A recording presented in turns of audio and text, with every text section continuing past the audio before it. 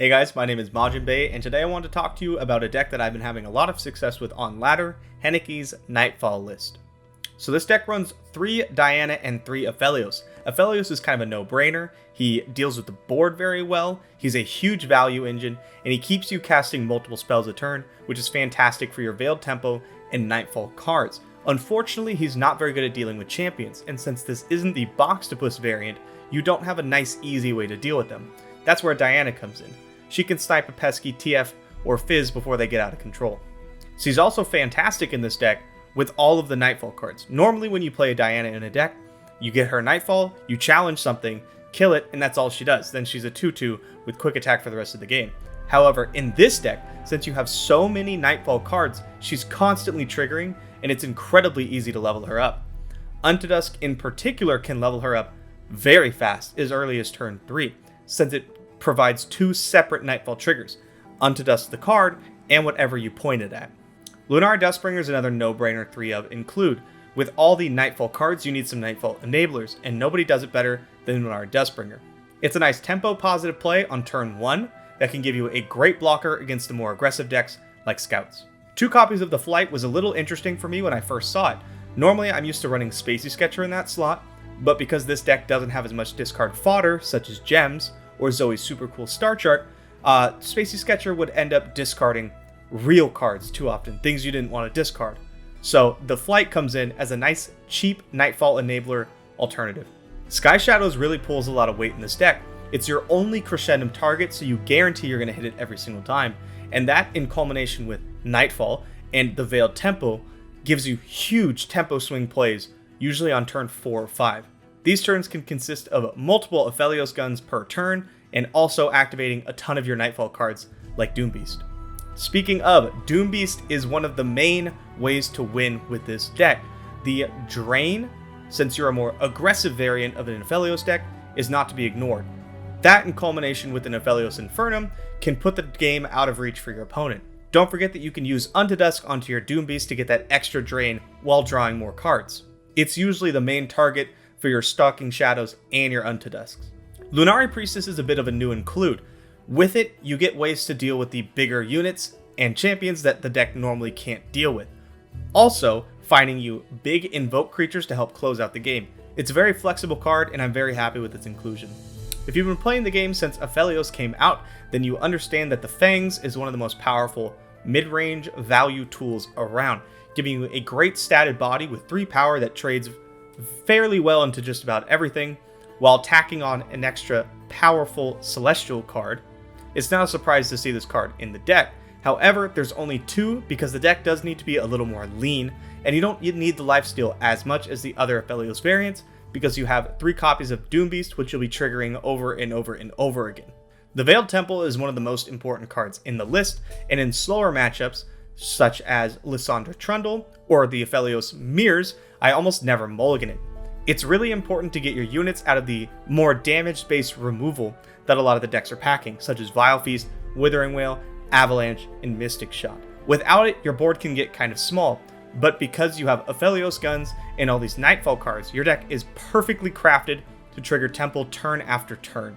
Pale Cascade is a great burst spell that cycles and lets you trade up in combat, also saving your units from the more damage-based removal spells that I went over earlier.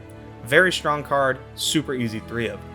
Stalking Shadows is a bit of an odd include, but the deck needs things to cast to trigger its Nightfall, and it's a little short on burst speed enablers. Stalking Shadows is great for this, however, you only run 15 followers, so you will whiff more than you would like, and it does feel pretty bad. I do think that the sheer power of this card in combination with Doombeast makes it an easy include though. I would not recommend cutting it. Untodusk is a really fun new card that fits into this archetype perfectly. If you need it to be a Nightfall enabler, then it's just 2 mana draw card. Or, as a Nightfall payoff, you can trigger your Diana multiple times, your Doombeast multiple times, or invoke multiple cards from your Priestess. Very strong card. I would usually save these until you have a Doombeast on the field, as that's generally what's going to get you the most value. 2 copies of Hush gives you a panic button against things like Overwhelm and elusive units that you can't deal with normally, and can buy you 1 extra turn.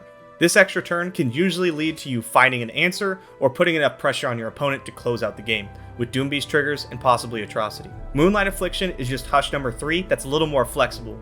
1, it hits 2 creatures, and 2, since this deck is so good at building up such a wide board very quickly with its mana efficiency and temple procs, the Moonlight Affliction can make 2 creatures not able to block, enabling you to Alpha Strike for the win more often than not. Although it's very powerful, I wouldn't recommend running more than 1 as it's super clunky and can clog up your hand. 3 Star Shaping is not something you normally see in a more aggressively slanted deck, but I think it fits this version perfectly.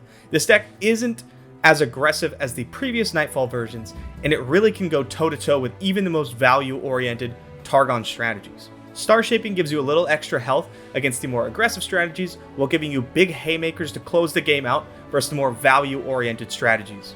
The 1 of Atrocities and 1 of Vengeance are more flex slots. The Vengeance is another panic button because sometimes you just need a Twisted Fate dead and you need it dead now. Atrocity, I really like the 1 of here. You could go up to 2, I've done it and it still works, but the 1 of is enough to strike fear into your tournament opponent's heart when he sees it in your list, and it's often a little too clunky if you have multiple copies. You never really want to draw 2. I think 1 and 1 for both of these cards is the perfect sweet spot. So let's talk about matchups. What is this deck good into? Why would I run this over other Aphelios variants? I think this deck is much better against the more aggressive decks that you see. Discard aggro, Spider Burn, Scouts, anything like that. This deck's able to flood the board quickly and drain life to put you back in the game even after a devastating start from your opponent. You do give up a little bit of power in the late game compared to the Allegiance Targon decks, who go a little bit bigger with their invokes, but I think the trade-off is worth it to have a more aggressive, proactive playstyle. The deck does struggle against TF Fizz a bit, but not more than any of the other Aphelios variants, and in fact, I think it might actually be a little bit better.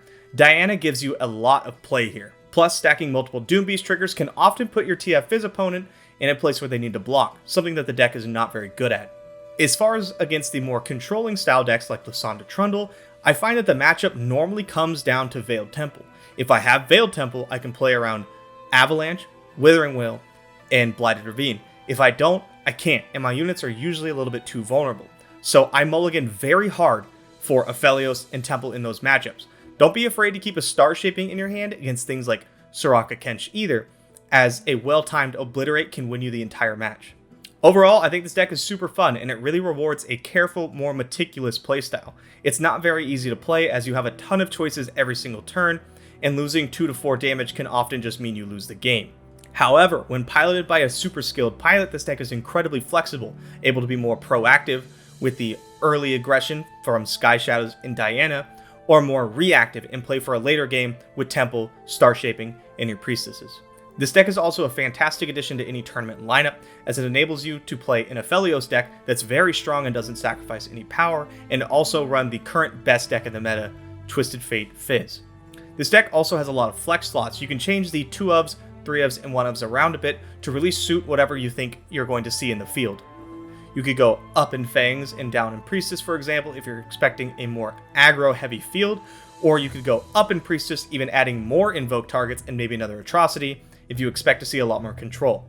Alright guys, that's it for this deck. I hope to see you on Ladder. If you have any questions, you could leave them in the comments below. I'll see you next time.